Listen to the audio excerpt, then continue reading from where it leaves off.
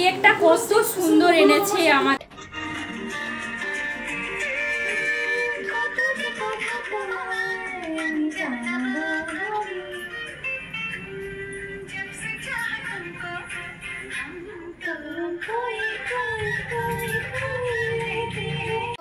আমাদের 9 বছরের বিবাহ বার্ষিকী পূর্ণ হলো। মানে দেখো চিংড়ি মাছের মাথা দিয়ে একটা বড়া হয়েছে, আর এখানে হয়েছে এই যে ইলিশ মাছের ভাপা। শুভ সকাল বন্ধুরা, কেমন আছো সবাই? আশা করছি সবাই ভালো আছো। আমার নতুন আরও একটি ব্লগে তোমাদের সবাইকে স্বাগত জানাই। জানো তো বন্ধুরা, আজ হচ্ছে আমাদের জীবনের একটি বিশেষ দিন। এতক্ষণে নিশ্চয়ই তোমরা ইন্ট্রো দেখে বুঝেই গেছো যে কি দিনের কথা বলছি। হ্যাঁ, প্রথমেই বলে রাখি আজকের ব্লগটা ভীষণ ইন্টারেস্টিং হতে চলেছে। তোমরা পুরো ব্লগটা দেখো, কেউ স্কিপ করো না। আজ দুপুরে বাড়িতে একটু ছোটোখাটো আয়োজন আছে, আর সকালবেলা ঘুগনি করেছিলাম, সবাই মিলে মুড়ি খেয়েছি, ঘুগনি, শসা, পেঁয়াজ। আর এদিকে দেখো এই যে কানের দুলটা পরছি, এটা আমি মেলা থেকে কিনেছিলাম, বাট দেখতে পুরো সোনার মতো। কি সুন্দর ডিজাইনটা দেখো। তো তোমাদেরকে সেটাই জাস্ট দেখালাম।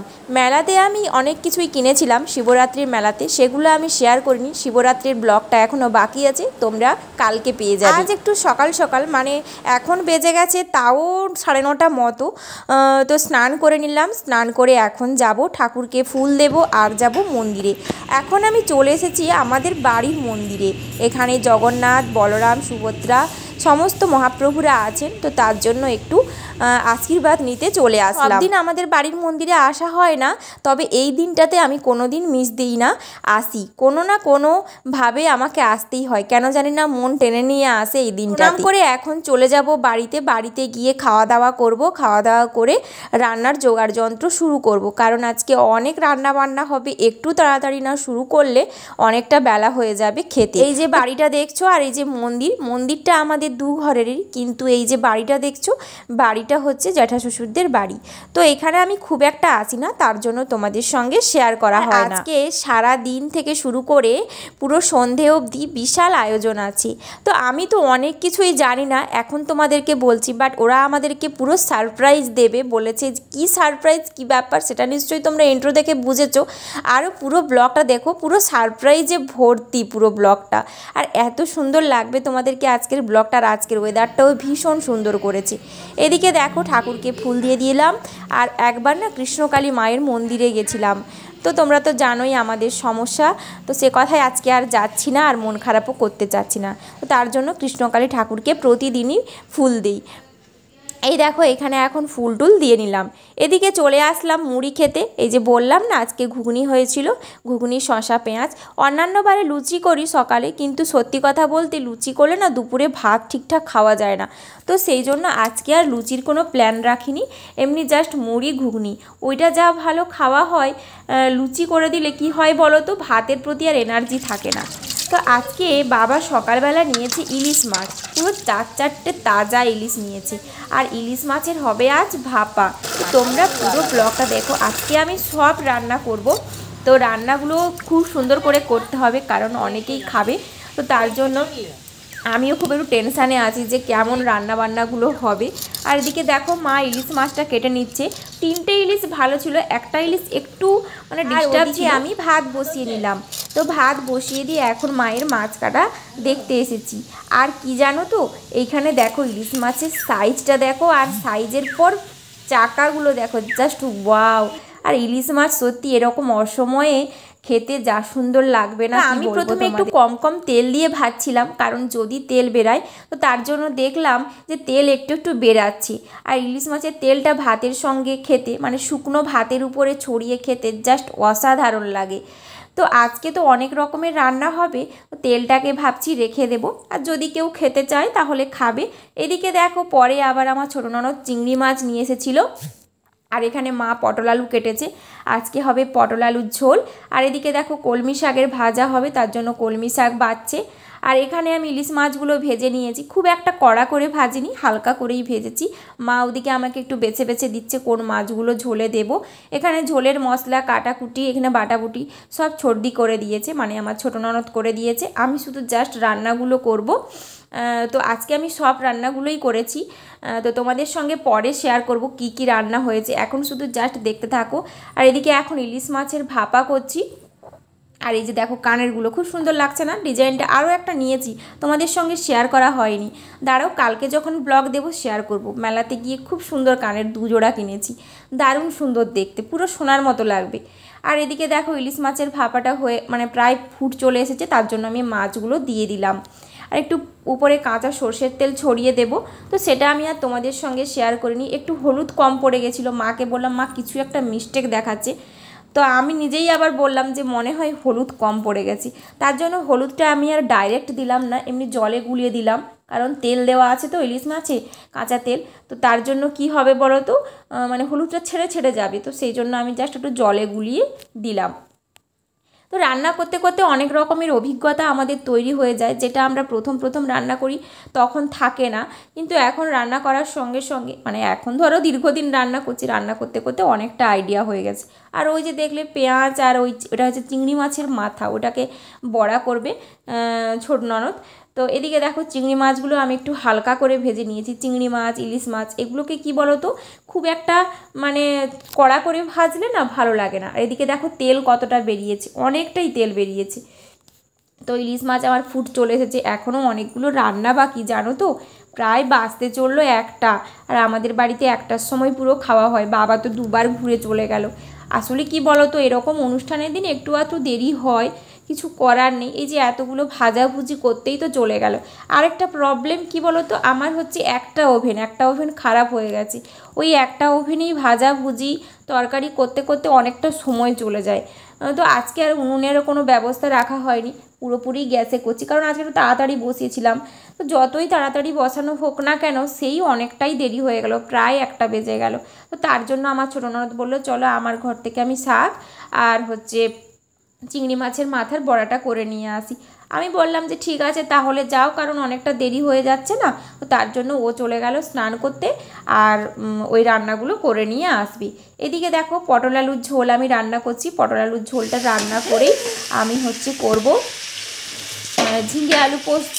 ঝিঙে আলু পোস্ত করার পর রান্না করছি, চাটনিটা করবো, চাটনি করার পর পাঁপড়টা ভাজবো, ব্যাস তাহলেই আমার রান্না কমপ্লিট। শুনতে মনে হয় খুব ইজিলি এক্ষুনি এটা করবো ওটা করবো দিলেই তো হয়ে যাবে, বাট সেটার পেছনেও একটা টাইম লাগে, তাই না?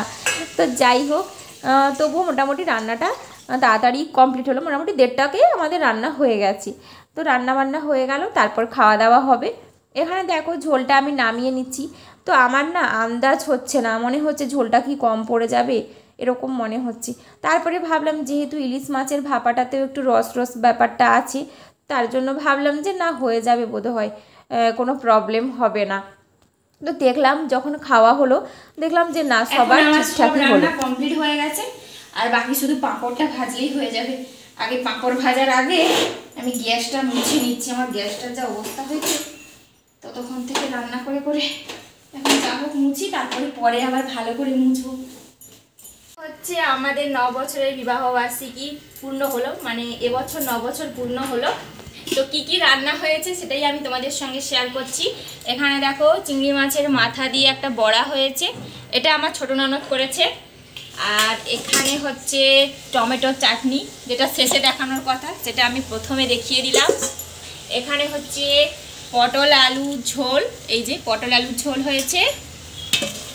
আর এখানে হয়েছে এই যে ইলিশ মাছের ভাপা, আর এইদিকে হয়েছে ঝিঙা আলু চিংড়ি দিয়ে পোস্ত। আর একটা হচ্ছে যেটা হচ্ছে পাঁপড় ভাজা, মিষ্টি দই পাঁপড় ভাজা, আর আরেকটা বাকি ছিল শাক ভাজা। শাক ভাজাটা সর্দি করছে, নিয়ে আসছে। তো এই হচ্ছে আজকের রান্না। চলো এবার খাওয়া দাওয়া হবে আমাদের। এখন হচ্ছে আমরা খাবো, আগে একবার খাওয়া দাওয়া হয়ে গেছে, এখন আমি মা তারপরে আমার ছোটো ননদ পিসিমা মানে আমার পিসি শাশুড়ি ওপাশে বসেছে। তো এখন আমরা খাবো, আমাদের খাওয়া দাওয়া হয়ে গেলে তারপরে বিকেলে আবার বাচ্চারা পড়তে আসবে, তাদেরকে পড়াবো। মানে আজকে সারাদিন একদম রেস্টের সময় পাবো না আমি জানি, আবার সন্ধ্যেতে বলছে কী সব আয়োজন করেছে ওরা, তো তার জন্য নাকি আমাকে আবার সাজুগুজু করতে হবে। তো আজকে ভীষণ চাপ, ভীষণ। ঠিক আছে, তো চলো আর তোমরা ব্লগটা দেখতে থাকো। এখন আমি দেখো খেতে বসে পড়েছি। আর কি হয়েছে জানো, কেন জানি না রান্না বান্না করার পরে আর খেতে ইচ্ছে করছে না। আর ভাতগুলো না একটু ঘাঁটা হয়ে গেছে, সব ভাতগুলো নয়, যেগুলো নিচের দিকের ভাত ওইগুলোই একটু কেমন ঘাঁটা ঘাঁটা হয়ে গেছে। তো ঘাঁটা ভাত না আমি ঠিকঠাক খেতে পারি না, তো তার জন্য খুব একটা ভাত খেতে পারিনি, তো তরকারিগুলো খেয়েছি। তো এই হচ্ছে খাওয়া দাওয়া হলো।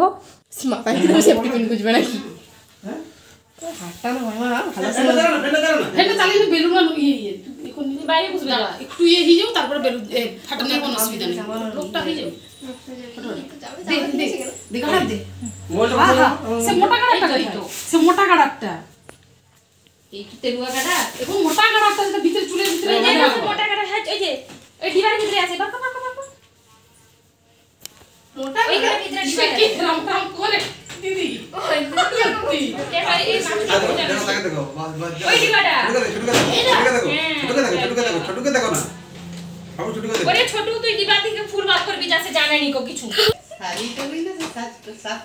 দে এ দে দে এ দে কাটা কাটা মাইমা তোমার কাছে তো কাটা সাজিবি কি আরাম পাই গো? প্রচুর ভালো লাগে আমার। দাঁড়া রে বাবা কাটা সে খালি দিদুলের ভিডিও করছে সাদার মধ্যে একটা আলাদা আনন্দ আছে। ভিডিও করছি কেন দিদার বিটি আমার ভিডিও করছি কেন তোমার ভিডিও করছে, তোমাকেও তো দেখাতে হবে না। তুমি কোন দাঁড়িয়ে দাঁড়িয়ে দেখ ছেলের মা তুমি ছেলের মা তুমি, ছেলেকে বউ আনতে পাঠাবো। মা গো তুমি কইবো মা যা বেটা এ আনবো বউ আনবো তো সামনি বাড়ি বড় শুনতে শুনতে মা কি বলছিলে গো, বউ আনবো না দাসি আনবো কইছিল। 200 টাকা জামা দিচ্ছি ভাবতে পারছো? এই জামাটার দাম 2500 টাকা। একবার পরো, একবার হ্যাঁ একবার আছে জামাটা বিশাল গুরুত্ব। একবার লিপস্টিক বাবা আসলে ছোট দেখতে দাদু দেখো তাহলে দাদু অ্যালবাম সুন্দর সুন্দর ছবি বিয়ে যাবি না আজকে, না পড়লে কিছু হবে না। না না আরে করে দিব না তুমি করো না আমার টেনশন নেই আমরা করে নেব মেকআপ করে নেব করো রাত পড়ে করার জন্য ওই কি রকম করছিস তুই? তুই মুখ নিচ্ছিস কেন তুই আমার মুখে কি করছিস? না তুই আমি করে দিছি এটা ভাই শুধুটা পড়া পড়া এই আমরা হাত তুলি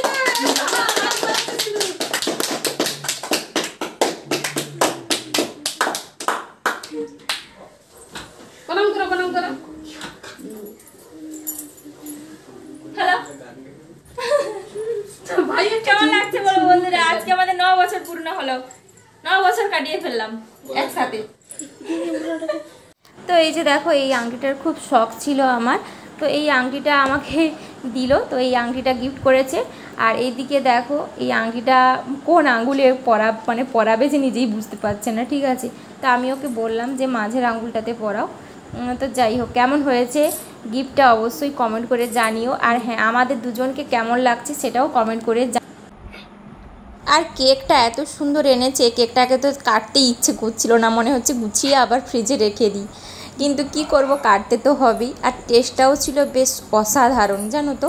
তো যাই হোক, এখন আমরা কেকটা সবাইকে খেতে দেবো। তো আমার ভাগ্নিরা, আমার ছোট ননদ মিলে এই ঘরটা সাজিয়েছে, আর ভাগনাও যুক্ত আছে। তো এই যে দেখো, এই যে পুরো একদম ডেকোরেশন। তো এখন আমি ভিডিওর শেষে দেখাচ্ছি, কিছু করার নেই, এত ভিডিও করার চাপ, পুরোপুরি একদম মানে কি বলবো, ফেসে গেছি। এই আসল জিনিসটাই দেখানো হয়নি, কারণ এইটা করতে ওদের অনেকক্ষণ সময় লেগেছে, অনেকটা কষ্ট করতে হয়েছে।